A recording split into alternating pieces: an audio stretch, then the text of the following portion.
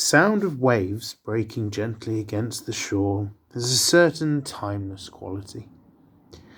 A sound that hypnotically draws you in. Moments become seconds, then minutes, and hours, as the listener is drawn into the passing of the aeons. So it is to travel through space. The floors and walls hum with life, gently but persistently alive with the power of the vast engines that propel the craft into the darkness of the abyss. Distant stars twinkle, and time ceases to have meaning amongst the monotony of routine and ever-present landscape of the stars. For the crew and passengers aboard the Royal Edward, this was as true for this voyage as any other. The long journeys escorting convoys to different planets and systems varied little. In over 18 voyages, they hadn't encountered any real peril, and though they remained vigilant, the hypnotic buzz of the ship soon took its toll. They didn't notice the change, at least not in the beginning. A cough here, minor irritation there, things the genetically modified super soldiers should have resisted with ease. But they didn't. More and more of the warriors of the Ordis Biblica Sacra felt the tickle in their throats, the itch on their skin, and shortness of breath.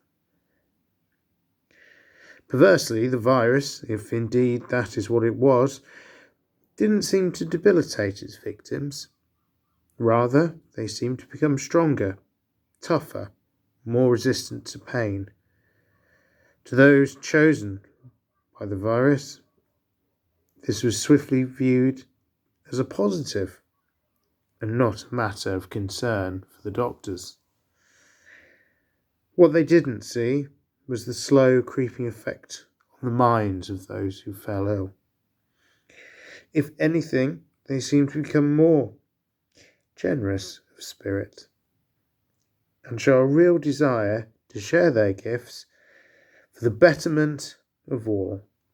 For, as was frequently mentioned, theirs was a generous God who sought to protect all his followers and who bestowed his gifts as a grandfather to much loved children.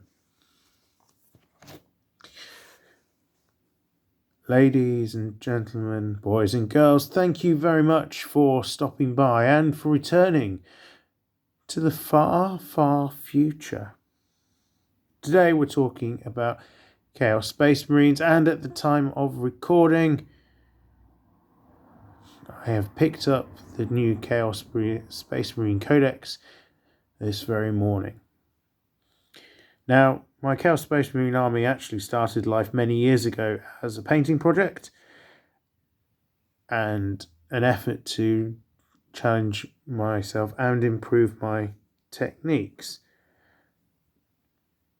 For me, it wasn't about really using these models on the tabletop. It was about focusing on models that I liked the look of and then painting them up.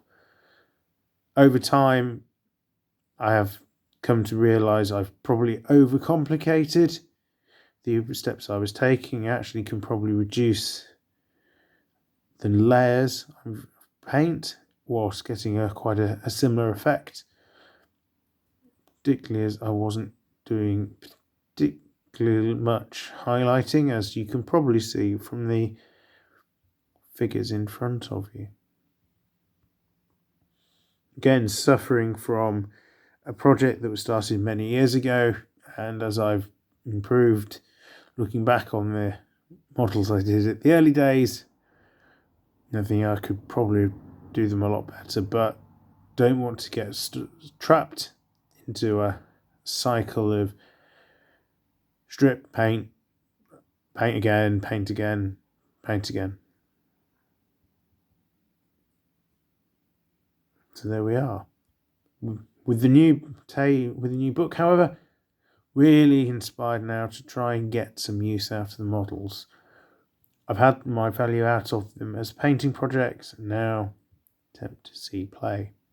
So this will be the first of a new series where I will look at the army I've already assembled and any new bits and pieces that I get for it. I'll also comment as we go on testing the army and how it develops on the battlefield. I haven't used Chaos Space Marines for a long time, although it was one of my early armies for Warhammer 40,000 when I first got back into the game after I finished university. At the time, it was a Slaanesh host, as if memory serves at the time. In the local meta, a lot of people were using Space Marine Lords and Terminatory Retinues, and Slaanesh gave them +1 to their initiative, which meant I was invariably fighting first with my Chaos Lord and his retinue Terminators. So what have we got in front of us? Well, this is my Chaos Lord. Haven't quite decided on a name for him yet, but named he shall be, supported by his retinue of Chaos Space Marine. Now you'll notice these models are not actually from the Chaos Space Marine range. The idea behind this story is that the Force has relatively recently fallen to Chaos, so it will be a bit of a mixture of Space Marine and Chaos Space Marine parts. For rules purposes, my initial thought is to use the Red Corsair rules for them as renegades, as opposed to full-on traitors that have been fighting the big fight for about 10,000 years. So we will look to see how it goes. I've got my first test game booked in. I will let you know, most likely, how that goes. And we'll take it from there. All that remains for me to do is to say thank you very much for dropping by and checking in on this new series.